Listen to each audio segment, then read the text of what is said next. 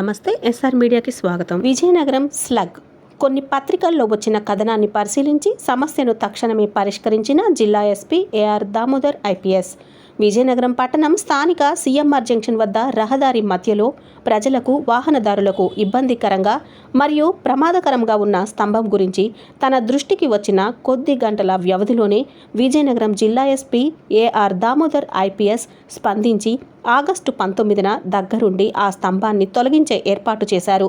ప్రజల భద్రతకు సంబంధించిన అంశంగా దీనిని పరిగణించిన జిల్లా ఎస్పీ ఏఆర్ దామోదర్ ఐపీఎస్ తక్షణ చర్యలు చేపట్టడం పట్ల స్థానిక ప్రజలు జిల్లా ఎస్పీ గారికి కృతజ్ఞతలు తెలియజేసి హర్షం వ్యక్తం చేశారు.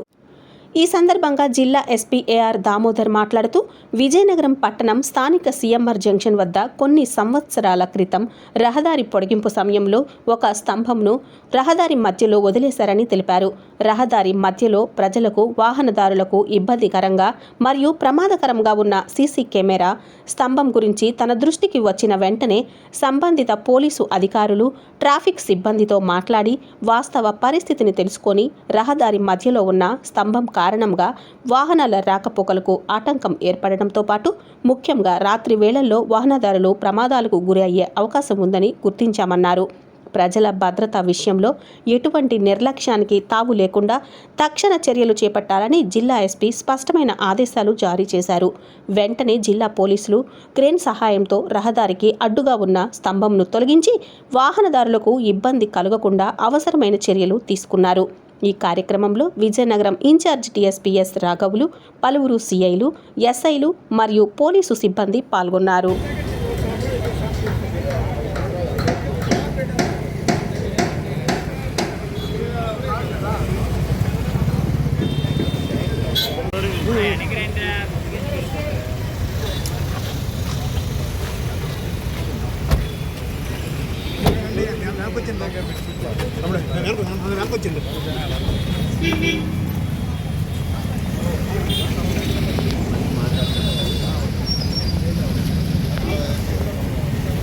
సార్ సార్ సీగర్ సార్ కనిపించాను నేను సమ్మ కనిపించండి సార్ సార్ డేస్ సార్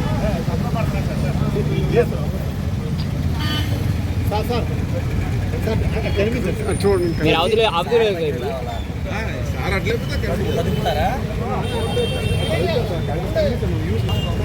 గౌరీ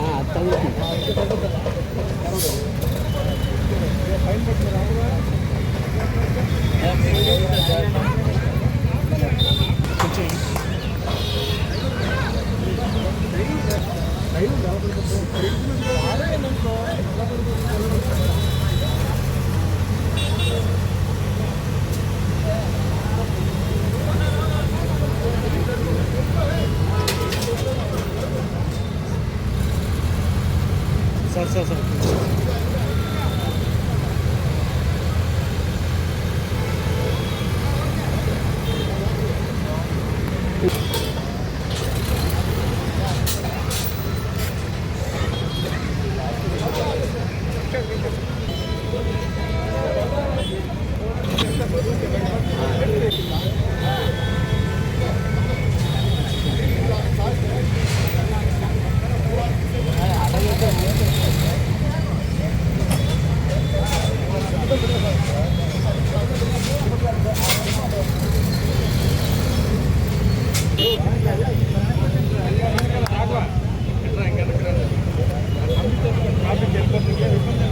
ఈరోజు విజయనగరం టౌన్లో ఈ ఎన్సీఎస్ థియేటర్ సీఎంఆర్ జంక్షన్లో ఇది చాలా పాత పాత రోజుల్లో దాదాపు ఒక 4-5 years బ్యాక్ రోడ్డు మీద ఈ మ్యాట్రిక్ సీసీ కెమెరాలు మనం ఏర్పాటు చేసుకోవడం జరిగింది.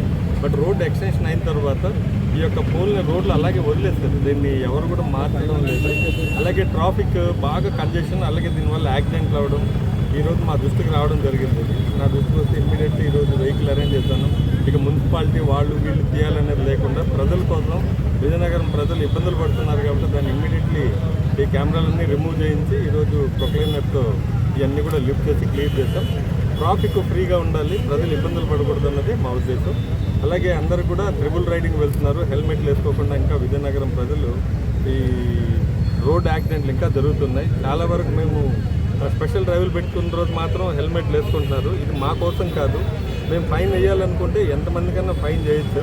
బట్ అవేర్నెస్ క్రియేట్ చేయాలి, మీరందరూ తెలుసుకోవాలి. విజయనగరం ప్రజలందరూ కూడా హెల్మెట్ వల్ల ఉపయోగాలు ఏంటివి, దానివల్ల ప్రాణాలు కాపాడుకోగలుగుతాం, ఫ్యామిలీస్ సఫర్ కాకుండా మనం కంట్రోల్ చేసుకోవచ్చు. యాక్సిడెంట్ అయితే చనిపోతున్నారు చాలామంది. అందుకని ఎన్ని దృష్టిలో పెట్టుకొని ట్రిబుల్ రైడింగ్ లేకుండా, అలాగే సౌండ్ వచ్చేటువంటి సైలెన్సర్లు అన్నీ కూడా ఆల్మోస్ట్ క్లియర్ చేశాం. ఇంకా 1-2 ఉంటే వాళ్ళకు కూడా చెప్తున్నాను. ట్రిబుల్ రైడింగ్ ఈ 3 దృష్టిలో పెట్టుకుని డ్రంక్ అండ్ డ్రైవ్ మెయిన్. ఈ డ్రంక్ అండ్ డ్రైవ్లో వీళ్ళు చనిపోతూ పక్కన వాళ్ళని కూడా చంపేస్తున్నారు.